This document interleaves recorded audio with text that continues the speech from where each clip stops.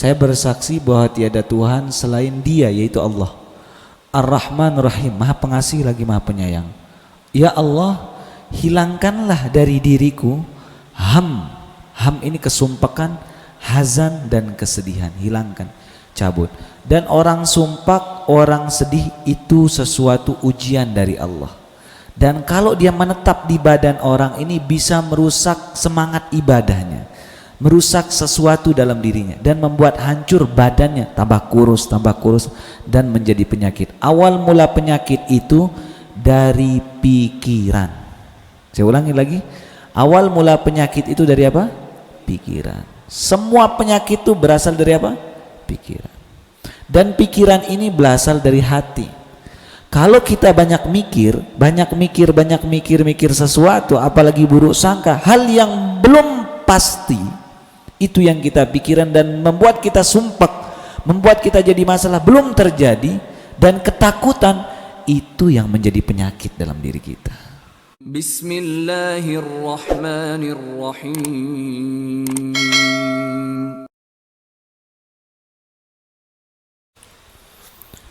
Bismillahirrahmanirrahim. Assalamualaikum warahmatullahi wabarakatuh.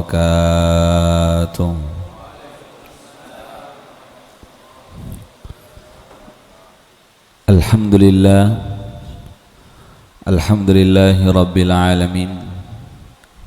Wassalatu wassalamu ala sayyidina Muhammadin wa ala alihi wa sahbihi ajma'in, amma ba'du. Bapak-bapak, ibu-ibu yang dimuliakan Allah Subhanahu wa taala, pertama-tama bersyukur kepada Allah Subhanahu wa taala pada malam hari ini. Allah Subhanahu wa taala memberikan diri kita ini kesempatan untuk kembali duduk di majelis ilmu. Ulama mengatakan orang yang duduk di majelis ilmu dipanjangkan umur sama Allah Subhanahu wa taala dan dipermudah jalannya menuju surganya Allah Subhanahu wa taala. Semoga kita termasuk orang-orang seperti itu, amin ya rabbal alamin. Dan kita berdoa kepada Allah Subhanahu wa taala, semoga Allah Subhanahu wa taala istiqomahkan kita, dan semoga Allah Subhanahu wa taala panjangkan umur kita, dan semoga Allah Subhanahu wa taala murahkan rizki kita, hajat-hajat kita dipercepat sama Allah Subhanahu wa taala dan dipermudah oleh Allah Subhanahu wa taala. Keturunan kita selalu dijaga oleh Allah Subhanahu wa taala dan kita meninggal dalam keadaan husnul khatimah. Bisirul Fatihah. Bapak-bapak, ibu-ibu yang dimuliakan Allah Subhanahu wa taala, kita lanjutkan kajian kita dalam kitab Taqriratus Sadidah, masih tentang seputar sunnah, yaitu di dalam salat dan di luar salat. Sekarang kita masuk kepada pembahasannya, yaitu sunnah ba'da intiha minas shalah, sunnah selepas orang sholat, baik sholat wajib, terutama nih sholat wajib, maupun sholat sunnah. Ada beberapa sunnah baik laki-laki maupun perempuan yang mereka kerjakan perempuan di rumahnya, atau bagi laki-laki yang berjamaah di rumahnya, maka ada sunnah dikerjakan selepas daripada sholatnya. Salah satu udzur sholat berjamaah ketika itu hujan, yang saat sekarang ini termasuk udzur sholat berjamaah dengan syarat kalau nggak ada payung di rumahnya. Tapi kalau ada payung, jalan tetap ke masjid. Makanya dianjurkan di rumah kita harus ada payung. Kalau nggak ada payung, jas hujan. Jangan sengaja tidak beli sesuatu yang diperlukan untuk sholat. Belilah sesuatu untuk keperluan sholat kita. Selama hal tersebut ada di dalam rumah kita berhari-hari, walaupun kita tidak memakainya tersebut, terhitung pahala menyimpannya dia. Bapak, kenapa Bapak beli payung? Saya niatkan pertama kali kalau saya mau ke masjid, yaitu hujan, saya pakai ini. Walaupun nanti dipakai ke pasar, dipakai apa, nggak apa-apa. Tapi niat pertama, maka selama hal tersebut berada di rumah kita, baik dipakai maupun tidak, terhitung pahala. Sama seperti orang memelihara kuda. Punya kuda itu sunnah. Punya kuda itu sunnah. Selama kuda tersebut diniatkan fi sabilillah. Loh, kan nggak ada perang Pak Ustadz? Iya. Dia niatkan ketika dia beli, ya Allah, seandainya ini saya gunakan untuk di jalan Engkau. di jalan engkau. Selama kuda tersebut ada di rumahnya, bahkan dia buang air pun, baik buang air kecil maupun buang air besar, terhitung fi sabilillah, terhitung pahala besar buat pemilik kuda tersebut. Selama dia berada di rumahnya, hitung pahala. Yang penting siapa pemiliknya. Makanya beli sesuatu pertama kali itu niatkan karena Allah. Kenapa beli piring? Saya niatkan nanti kalau ada ulama datang ke rumah saya. Kenapa beli gelas? Supaya nanti kalau ada ulama datang ke rumah saya. Kenapa beli ini dan beli itu? Selalu niatkan selalu baik. Pertama kali memulai sesuatu itu niatkan baik. Sama seperti kamera ini. Ketika dia beli pertama kali, walaupun nanti untuk pernikahan, untuk apa saja, kadang-kadang bisa dipakai. Tapi niat pertama untuk kajian mungkin. Niat pertama untuk sesuatu yang bermanfaat, kebaikan, untuk orang baca Quran. Sehingga apa? Baik dia digunakan awal-awal, nanti akhirnya kadang-kadang digunakan dan tidak terhitung pahala amal jariah pada saat tersebut. Sekarang kita masuk kepada pembahasannya, yaitu amal-amal kerjaan-kerjaan Nabi selepas beliau sholat, terutama sholat 5 waktu dan sholat sunnah. Yang pertama, begitu Rasulullah SAW salam, assalamualaikum warahmatullah, assalamualaikum warahmatullah. Ini diperhatikan karena ini sangat penting. Apa yang keluar dari lisannya Rasul pertama kali, ucapan apa yang keluar pertama kali di depan Rasulullah SAW, masih posisi menghadap kiblat, baik salat zuhur, asar, maghrib, isya, ataupun bagi orang yang sholat di rumah, apa yang keluar dianjurkan pertama kali di lisannya itu. Supaya kenapa? Supaya lisan yang keluar pertama kali ini mirip sebagaimana Rasulullah SAW. Dan sahabat itu yang dia ucapkan, tabiin itu dia ucapkan, para ulama itu dia ucapkan, keluar langsung. Apakah sama ucapan kita sama Rasul apa tidak? Pertanyaannya. Supaya sama, maka kita yaitu sesuaikan sama kitab dan sesuaikan dengan sunnah. Begitu salam, apa yang keluar dari lisan kita? Yaitu yang pertama al-istighfar. Baca apa? Jangan alhamdulillah, assalamualaikum warahmatullah, assalamualaikum warahmatullah, alhamdulillahirabbil alamin. Kata dia, kan ada sebagian orang tuh, ada apa tidak itu? Banyak ya, dia ucapkan ucapan alhamdulillah bagus apa? Bagus, yang enggak bilang bagus tuh siapa juga? Bagus. Ucapan alhamdulillah tuh bagus. Tetapi ada yang lebih bagus apabila amal kita mirip sebagaimana amalnya Rasul. Apa yang dikerjakan sama Rasul itu yang kita kerjakan. Begitu salam, astagfirullahaladzim. Apa ini? Ya Allah, mungkin ada kurang dalam sholat saya. Ya Allah, mungkin ada enggak khusyuk. Ya Allah, jangan sampai enggak kau terima salat saya. Itu artinya astagfirullah, ya Allah ampunkanlah segala kekurangan dalam salat saya. Seakan-akan dia melakukan kesalahan besar, padahal dia udah ibadah. Dia udah apa? Ibadah. Salam-salam, dia istighfar. Dia apa? Istighfar. Supaya kenapa? Menutup sesuatu kesalahan ini supaya qabul, diterima sama Allah. Syarat wajib sudah, syarat sah sudah. Sah salat saya pakai wudu, Pak Ustaz, menutup aurat sudah. Tapi qabul, diterima apa tidak, ini diperlukan istighfar. Ya Allah, ampunkan dosa saya sholat tadi, mungkin saya lala, mungkin mikir sesuatu yang gak benar. Dan sesuatu akhir zaman dicabut pertama kali sama Allah, khusyuknya orang di dalam sholat. Imam, makmum dimanapun sholat, dimanapun masjid, yang pertama dicabut sama Allah, baik makmum laki maupun perempuan, tidak memiliki khusyuk, itu akhir zaman. Tetapi bisa jadi dia diterima walaupun gak ada khusyuknya. Kalau dia sholat berjamaah, melakukan sesuai dengan sunnah Rasulullah SAW, begitu salam yang dibaca apa? Apa yang dibaca? Ibu-ibu, begitu salam baca apa? Istighfar. Assalamualaikum warahmatullahi wabarakatuh. Assalamualaikum. Astaghfirullahaladzim. Sambil boleh, sambil dia merasakan, astaghfirullahaladzim, ya Allah tadi saya kurang. Astaghfirullahaladzim. Berapa kali? 3 kali. Ini angkanya berapa? 3 kali. Salasan, 3 kali, jangan lebih, jangan kurang. Al-istighfar salasan, dia baca 3 kali.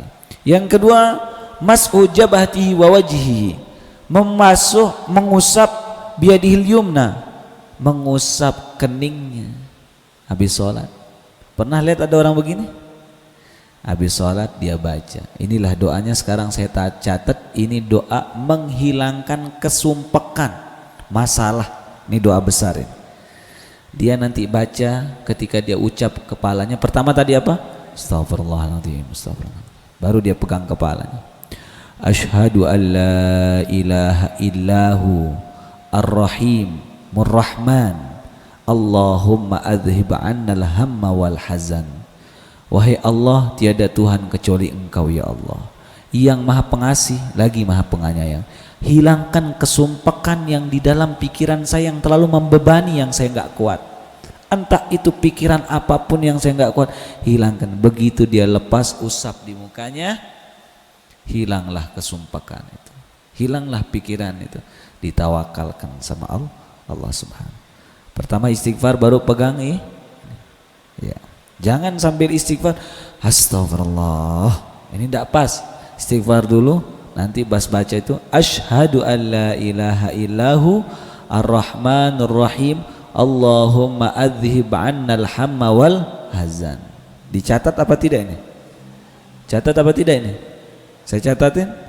Saya catatin tapi dihafal. Kalau saya catat tapi tidak dihafal, nanti percuma, nanti dicatat. Karena ini doa dari ulama, doa dianjurkan ketika mengusap muka.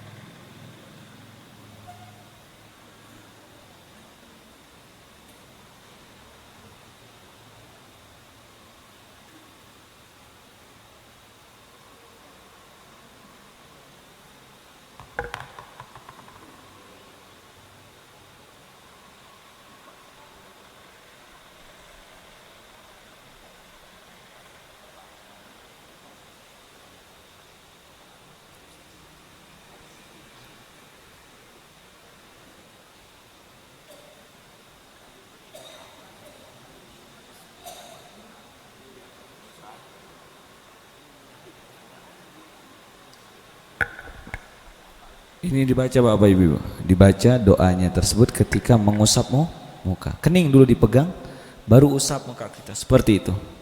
Ini doanya. Artinya kalau saya terjemahkan, saya bersaksi bahwa tiada Tuhan selain Dia, yaitu Allah. Ar-Rahman Rahim, maha pengasih lagi maha penyayang. Ya Allah, hilangkanlah dari diriku ham ini kesumpekan, hazan dan kesedihan, hilangkan, cabut. Dan orang sumpak, orang sedih itu sesuatu ujian dari Allah. Dan kalau dia menetap di badan orang ini bisa merusak semangat ibadahnya, merusak sesuatu dalam dirinya dan membuat hancur badannya, tambah kurus dan menjadi penyakit. Awal mula penyakit itu dari pikiran. Saya ulangi lagi, awal mula penyakit itu dari apa? Pikiran. Semua penyakit itu berasal dari apa? Pikiran. Dan pikiran ini berasal dari hati. Kalau kita banyak mikir sesuatu, apalagi buruk sangka, hal yang belum pasti, itu yang kita pikiran dan membuat kita sumpek, membuat kita jadi masalah, belum terjadi, dan ketakutan itu yang menjadi penyakit dalam diri kita. Belum kejadian, nanti bagaimana ya, nanti bagaimana, belum terjadi, itu yang membuat beban kepada kita. Kita memindahkan sesuatu yang kita nyangka hal itu yang kita ciptakan sebagai takdir kita. Allah mengatakan, ana inda dhanni abdi bi, aku sesuai prasangka hambaku. Kalau dia prasangka buruk ke depannya, aku akan timpakan keburukan. Tapi kalau dia baik sangka sama aku, maka aku akan berikan suatu kebaikan. Kuncinya perhatikan Bapak Ibu, ketika datangnya sebuah masalah, catat ini, ketika datangnya sebuah masalah dalam diri kita, jangan menganggap masalah itu lebih besar daripada Allah. Gak mungkin nih, tetapi Allah lebih besar dari masalah kita. Allah bisa menyelesaikan masalah kita. Kalau kita menyangka ini nggak ada jalan keluarnya, berarti kita buruk sangka sama Allah, memberikan masalah tidak ada jalannya dan Allah tidak bisa menyelesaikannya. Tetapi kalau kita menyangka Allah lebih besar, masalah ini kecil, walaupun sebagian manusia ini menganggap nggak ada jalan keluarnya. Perhatikan Bapak, seandainya ini di masjid itu ditutup semuanya, ditutup, kita di dalam dikunciin, kira-kira bisa keluar apa enggak? Hah? Bisa keluar apa tidak? Bisa keluar. Bisa keluar apa tidak? Bisa. Karena kita hidup di dunia, ada Allah. Ada apa? Allah. Orang Islam tuh begitu, tidak pernah putus asa. Kalau putus asa, bukan dia. La tai'asu mir rahmatillah. Hei, ingat orang-orang beriman, di kamusnya ketika aku ciptakan engkau, di kamusnya orang beriman gak boleh putus asa. Innahu, sesungguhnya orang-orang yang putus asa itu min qaumil kafirin, dari orang kafir. Adalah sifat-sifat seperti itu kita hilang. Gak mungkin. Kata kita ini berarti beranggapan sebab keadaan. Ingat, yang ngatur keadaan ini siapa? Allah. Yang ngatur keadaan ini siapa? Allah. Dan keadaan ini bisa diatur sama Allah ketika kita baik sangka sama Allah. Allah udah jelaskan hadis qudsi tadi, aku sesuai prasangka hambaku. Tiba-tiba itu pintu bisa terbuka sendiri kalau maunya Allah. Bisa? Bisa. Apa buktinya? Hadis sahih. Hadis sahih. Baca di kitab Riyadhus Shalihin, kitab Riyadhus Shalihin awal-awal bab kisah tentang seputar orang yang masuk gua. Ini masih pintu, ini gua. Nih saya kasih katakan ya, ada gunung, ini gua, dalam mulut gua, ini gunung, di bawah tempatnya, dari atas gunung ini jatuh batu besar sekali. Ini orang datang 3 orang, dijelaskan sama Rasul, masuk ke dalam gua ini, istirahat karena musim panas, hadisnya sahih. Begitu masuk, bergelinding ini batu, duk, menutup mulut gua ini. Pas lagi, buk, batu ketemu batu, batu ketemu batu. Kita kecil secara akal, didorong udah nggak bisa, udah. Dia coba dorong, nggak bisa. Batu ketemu batu, seret sudah. Kalau ini masih kaca, ini namanya masih apa? Kaca. Jadi kalau kita dikuncikan di masjid sekarang semuanya, kira-kira bisa keluar apa tidak? Hah? Bisa lah keluar. Gimana caranya buka? Tinggal ngambil mic, tolong bukakanlah pintu, terbuka sendiri. Tapi berharap sama Allah, kan kedengeran dari luar. Oh, banyak orang kekunci di masjid. Ikhtiar itu namanya apa? Ikhtiar. Terbukalah dia. Siapa yang gerakkan? Kita udah doa, yang gerakkan hatinya Allah. Oh, kedengeran. Yang nyampaikan suara kita ini ke hati orang itu siapa? Allah. Bukan manusia. Yang nyampe bukan ini. Ini bukan ini. Ini nyalur, disampaikan, blok, dan digerakkan, baru jalan nih orang. Itu Allah yang ngatur itu. Itu kerjaannya Allah, bukan kerjaannya manusia. Banyak orang ngelihat sesuatu kemungkaran di depannya, dia nggak bergerak, diam aja. Allah nggak mau gerakkan hatinya dia. Di depannya dia loh, nggak mau digerakkan hatinya. Dia lihat di kampung tidak digerakkan hati. Ada sebagian orang-orang pilih digerakkan hatinya sama Allah, dikasih magnet, kasih nggak enak hatinya, itu tanda Allah sayang sama hamba. Oh, gerak. Tiba-tiba inilah Allah, orang-orang pilih. Singkat cerita, kata Rasul, ini orang tiga-tiga masuk ke dalam gua. Begitu masuk ke dalam gua, apa yang terjadi? Ya Allah, salah pergi kita masuk ini. Udah masuk gua, udah alamat sudah. Makanan nggak bawa. Kalau seandainya orang Karang Panas tadi 3 itu masuk, 3 orang Karang Panas, apa katanya dia? Nggak bisa, sudah keluar kata dia. Nggak ada jalan, jelas. Tapi setelah dia belajar malam Kamis, oh bisa ini, bisa. Ada sesuatu kekuatan yang lebih besar dari batu ini, siapa? Allah.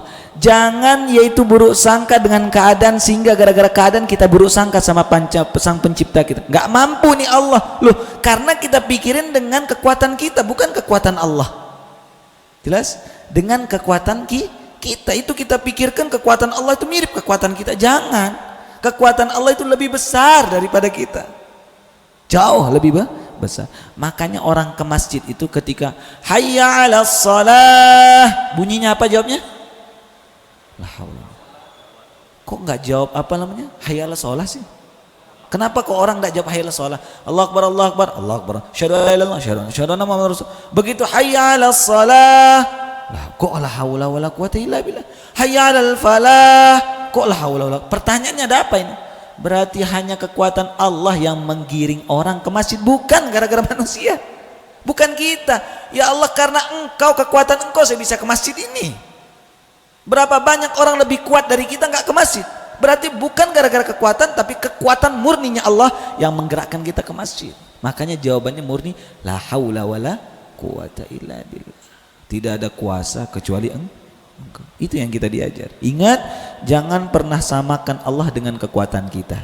Jangan pernah tamsilkan Allah dengan kita. Jangan pernah pikirkan Allah sebagaimana kita. Karena kita sering bergaul sama manusia, kita anggap kekuatan Allah itu mirip manusia. Bahkan ini namanya buruk sangka, bahaya orang seperti ini. Nih, lihat. Makanya dalam kamusnya orang beriman itu ada 3. Ada apa? 3. Pakai metodenya Allah, metode manusia dulu. Ikhtiar disebutnya apa? Ikhtiar kan jalankan maunya manusia nih. Maksudnya jalankan manusia maunya Allah gitu maksud. Yang sesuai di dunia, ikhtiar dulu. Yang kedua, doa, ngadu sama Allah. Yang ketiga, tawakal, serah semua sama Allah. Jelas, serah semua sama Allah. Sebentar saya akan bahas yang 3 ini supaya kita tahu, tapi ini doa wajib dihafalkan. Harus dihafal. Sudah hafal kira-kira? Belum? Saya baca dulu. Baru bapak ibu-ibu ulangin. Asyhadu an la ilaha illahu ar-Rahmanur Rahim. Allahumma adhib anni al-hamma wal hazan. Asyhadu an la ilaha illallah. Asyhadu an la ilaha illahu Ar-Rahmanur Rahim. Allahumma adhib anni al-hamma wal hazan. Sekali lagi, asyhadu an la ilaha illahu Ar-Rahmanur Rahim. Allahumma adhib anni al-hamma wal hazan. Itulah yang dikerjakan sama orang yang di dalam gua ini. 3 orang masuk, datanglah batu.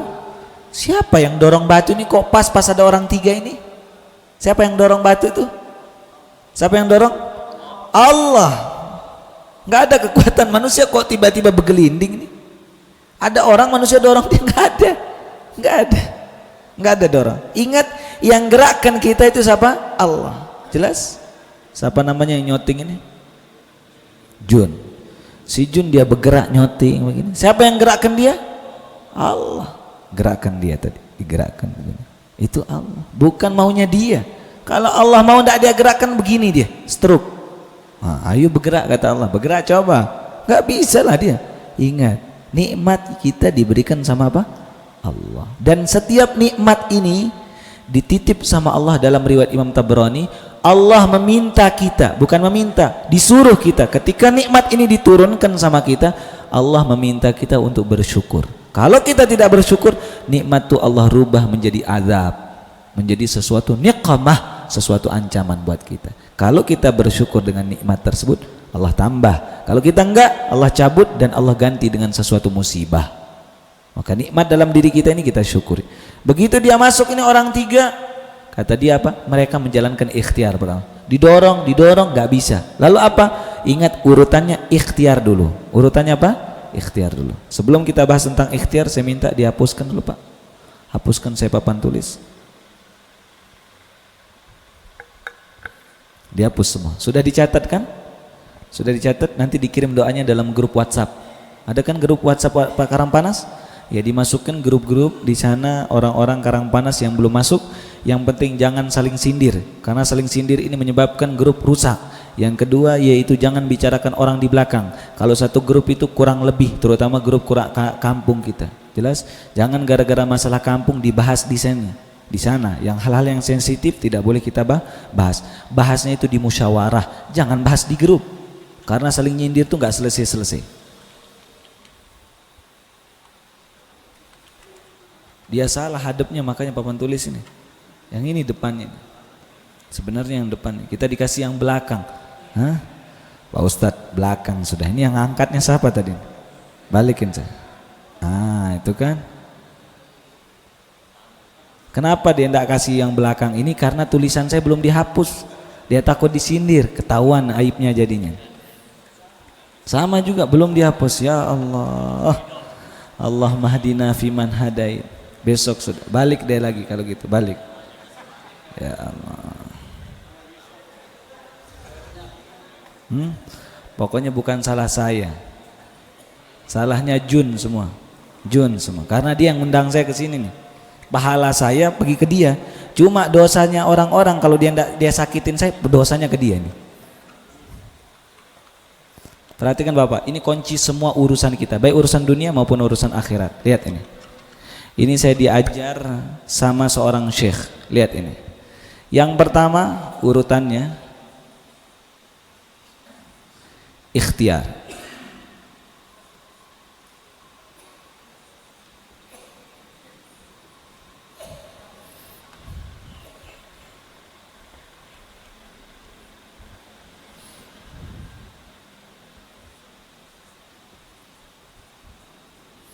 Yang kedua doa.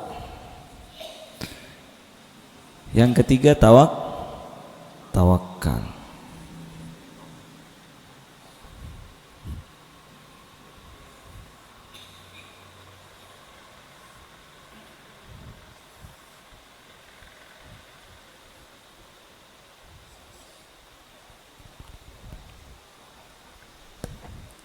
Perhatikan, saya kisahkan dulu kisah anak muda tadi yang masuk di dalam gua.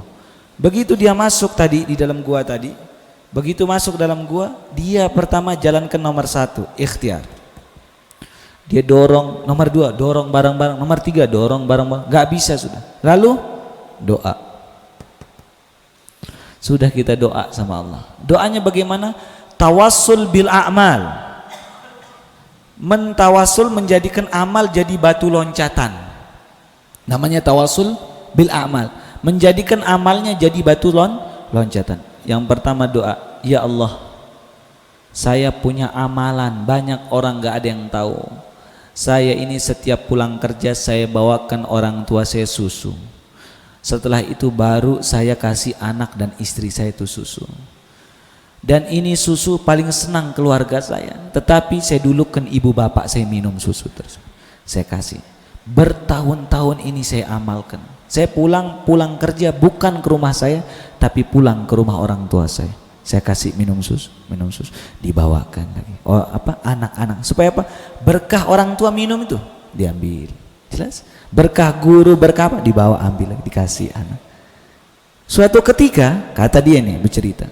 Suatu ketika saya pulang, orang tua saya sudah tidur. Begitu saya masuk kamarnya, udah tidur orang tua saya. Saya nggak mau bangunkan orang tua saya, dan saya tidak mau berikan anak keluarga saya sebelum orang tua saya minum. Sedangkan anak saya nahari kelaparan dan kehausan minum susu. Abi minum susu, enggak dikasih, tunggu. Dia duduk, berdiri tunggu orang tuanya, tidak dia ganggu orang tua. Sampai orang tuanya bangun subuh, dia lihat anaknya nunggu sampai subuh. Pernahkah kita jaga orang tua kita sampai subuh? Hah? Coba. Dia jaga orang tuanya, berdiri. Begitu dia bangun, ya Allah anakku, langsung dia kasih minum susu. Baru dia kasih anaknya tersebut.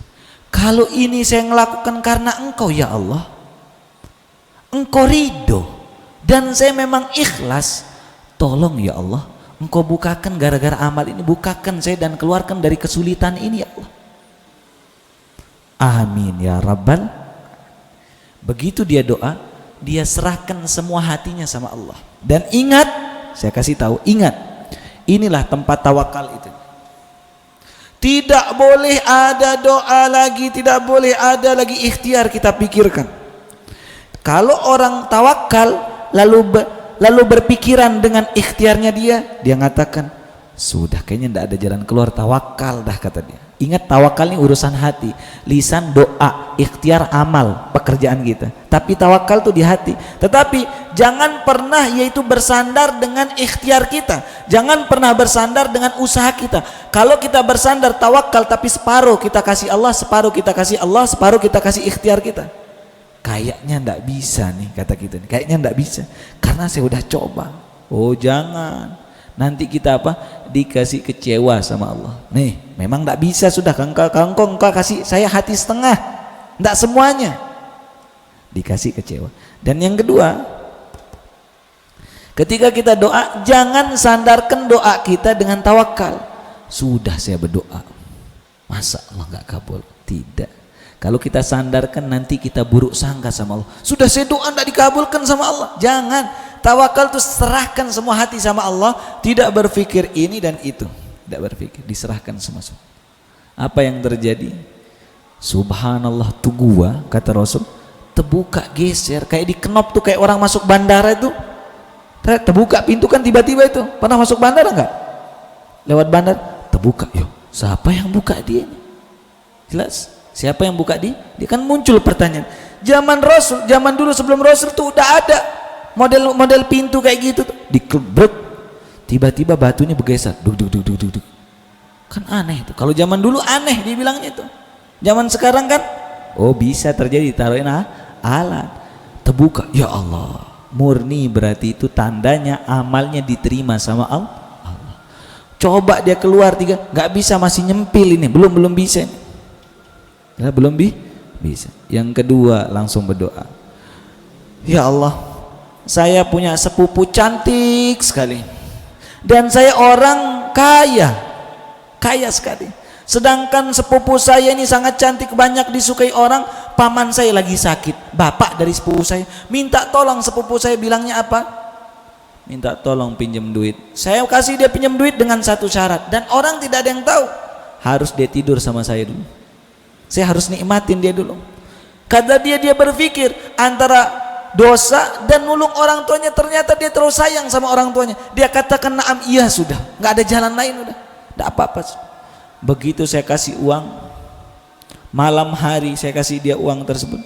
Begitu saya lagi di kasur, saya mau datangkan dia, teriak tuh perempuan, ingat, jangan datangkan sesuatu sebelum hak engkau, jangan terburu-buru, belum hak engkau ini, belum halal. Merinding saya, bergetar hati saya tinggalkan perempuan tersebut sama uang tersebut, dan saya ikhlas. Seandainya itu saya lakukan karena engkau ya Allah, orang gak ada yang tahu, maka tolong kau keluarkan saya daripada yaitu masalah ini. Terbuka lagi, tek, terbuka, ya Allah, terbuka. Itu tanda apa? Amal yang kedua, orang kedua diterima sama Allah. Kalau kita kan berat, itu udah di depan mata ini. Kalau nggak satu ronde, dua ronde, udah baru sudah baru tobat. Kan berat tuh. Amal pertama, amal kedua semakin berat, amal ketiga lebih berat lagi. Ya Allah, geleng kepala teman-teman. Yang ketiga bilang, ya Allah, saya punya perusahaan, banyak pegawai saya ribuan. Zaman dulu ribuan, begitu habis itu bangkrut saya kasih gaji satu persatu. Saya punya pegawai pada resign semua, saya apa namanya, rumahkan dulu sementara, saya kasih dia semua gaji-gajinya. Tapi dari semua orang tinggal satu yang belum datang ngambil gaji, saya habis satu orang. Nah dari uang tersebut habis uang saya, uang gaji itu saya putar, saya beli kambing, habis itu beranak kambing saya jual, beli sapi, habis itu saya beli onta. Orang itu nggak datang-datang sampai onta, kambing dan sapi saya berapa lembah, ribuan jadinya. Tiba-tiba datang nih orang yang bertahun-tahun itu nagih gajinya sekarang. Hei tuanku, dulu saya belum ngambil gaji saya yang dulu, mana gaji saya? Saya bilang sama dia, ini gaji engkau semua sapi kambing yang ada di lembah ini. Apa kata? La tahziuni, jangan engkau ejek saya, main-main sama saya mau ambil gaji saya dulu kan cuma dikit. Iya ini dia yang saya putar dia dulu, saya berikan dia semuanya ya Allah, tanpa mengurangi, saya kasih semuanya. Kalau itu ya Allah, karena saya kerjakan sama engkau, tolong bukakan saya pintu. Berat apa tidak yang seperti itu? Berat sekali. Ada uang gaji kita punya pegawai, dia nggak datang. Kalau ukuran kita 2 hari saja dia nggak datang, udah kita nggak kasih dia. Siapa suruh telat? Ini bertahun-tahun. Dan udah jadi kaya raya, diputar tuh uang duit itu jadi besar, dikasih semuanya, dan dia jadi fakir lagi. Bisa apa enggak itu? Sulit menurut saya. Kita bayangin saja udah nggak mau, apalagi ngamalin. Bayangin aja udah sulit. Bagaimana coba? Itu dia doa. Terbuka, terbuka semuanya. Semuanya terbuka, dan itu hadis riwayat Imam Muslim. Keluar 3-3 sujud syukur kepada Allah. Makanya kalau semua udah ketutup, lewat pintu ini ketutup, lewat pintu itu ketutup, Allah tawakal, serah sama Allah subhanahu wa ta'ala. Allah akan bukakan pintu itu, tidak tahu dari jalan mana. Bisa jadi dari tembok itu terbuka pintu, bisa maunya Allah, walaupun bukan dari pintu itu. Terbuka pintu tiba-tiba dari tembok itu, padahal nggak bisa, terbuka, dia bisa dibuat sama Allah subhanahu wa ta'ala. Dan Allah itu mampu. Dengan syarat apa? Salah satunya kita tawakal dan tawasul amal kita.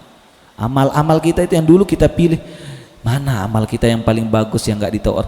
Ya Allah, ini dulu saya pernah kerjain dulu, nggak ada yang tahu ya Allah. Ukuran kita mungkin yang tadi udah ketutup digembok, mungkin saking nggak diterima mungkin amal kita udah sama Allah. Kalau kita lihat amal kita ini banyak kurangnya. Tadi itu dia benar-benar ikhlas. Makanya amal ikhlas ini kerjakan dia walaupun sedikit, karena amal yang sedikit dengan ikhlas jadi banyak di sisi Allah, daripada banyak tapi sering disebut-sebut, sering diungkit-ungkit. Coba kalau bukan karena saya tetap saya saja. Saya ini ucapan pertama kali iblis, saya lebih bagus daripada dia. Itulah dia temannya itu. Besok mandilah bareng dia di laundry, di laundry dia besok. Orang seperti yang sering mengucapkan saya hilang. Kalau orang sering mengucapkan saya itu, kemana Allah kita? Allah itu nggak ada Allah. Karena siapa? Hasan Ali Idrus datang ke sini itu karena Allah udah utus hujan, padahal tadi itu jelas hujan dari Karangpanas, lupa berjemput. Jelas lupa dia berjemput, yang dari padahal udah dikasih tahu jemput, lupa saja dia berjemput. Sengaja saya sindir supaya dia rekam ini, supaya dia putar saja. Sengaja saya nyindir seperti ini.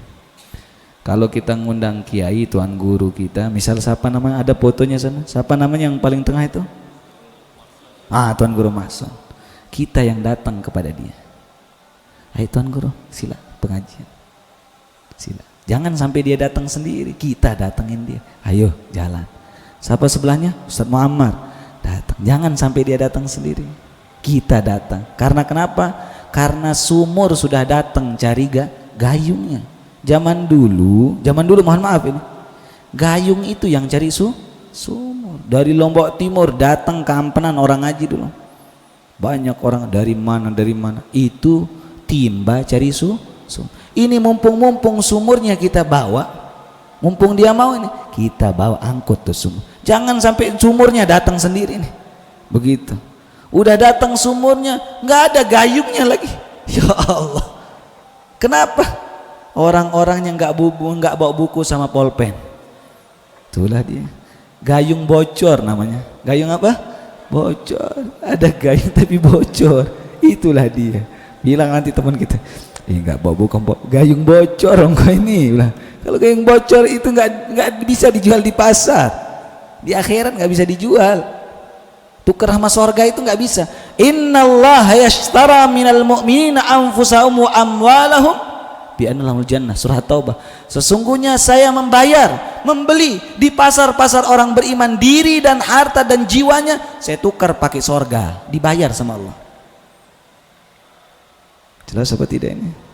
Nah, sekarang kita tinggal pilih, mau gayung kita dibayar sama Allah atau gayung bocor. Kalau gayung bocor itu dibuang apa dijual? Hah? Hah? Di mana? Siapa yang beli dia? Saya mau tanya kalau dia bocor. Siapa biasa yang beli dia? Hah? Saya mau tanya kalau gayung bocor tuh, ember bocor tuh, siapa yang biasa jual beli dia? Siapa? Hah? Jawab, makanya satu saya nggak dengar. Siapa? Tukang loa. Tuh. Itulah dia tukang ngumpulkan. Siapa itu? Dulu. Nanti kita lihat tukang ngumpulkan. Nih gara-gara engkau disalahkan siapa itu? Apa kata dia? Iblis mengatakan, bukan gara-gara saya. Engkau udah tahu dan dengar, kata iblis. Jelaskan dalam Al-Quran. Jangan ikut saya, tapi masih saja engkau ikut. Sedang kau dijelaskan masih saja. Itu dia ngumpulkan itu ember-ember bocor itu dikumpulkan. Nah, ini ember-ember bocor. Tapi ember yang tidak bocor dibayar sama Allah, masukkan ke surga. Masuk surga, masuk surga, masuk surga.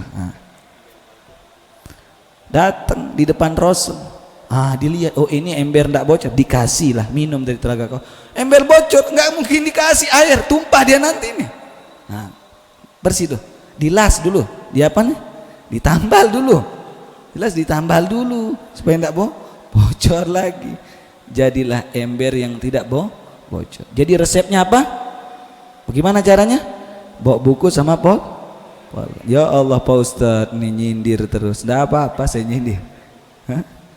Ya orang Karang Panas dia kapok sama saya.